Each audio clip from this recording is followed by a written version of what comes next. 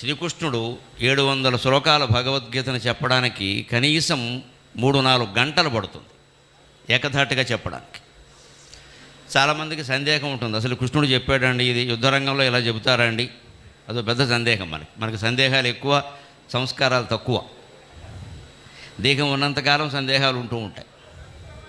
కానీ ఏమీ లేదు, ఎవరూ సందేహించవద్దు. భగవద్గీతని ప్రమాణంగా భావించే వ్యక్తిగా మొహమాటం లేకుండా భారతీయ సంస్కృతి పట్ల అపారమైన విశ్వాసంతో చెబుతున్నా. శ్రీకృష్ణుడే ఈ భగవద్గీత చెబితే 2.5 గంటలు మించి పట్టదు మొత్తం 700 శ్లోకాలకి. నిజానికి అంతకుమించిన ఆశ్చర్యం ఏం లేదు అందులో. ఎందుకంటే మా బోటుగాళ్ళమే మేము సహస్రావధానం చేసినప్పుడు 750 పద్యాలు నేను 8 గంటల్లో అప్పగించాను ఏకధాటిగా. 750 పద్యాలు ఇదే వేదిక మీద 2004 సంవత్సరం ఫిబ్రవరి 22వ తేదీని సాగర ఘోష అనే కావ్యం మొత్తం నేను రాసిన దాన్ని 1116 పద్యాలు 7 గంటల 30 నిమిషాల్లో అప్పగించాను ఇదే వేదిక మీద.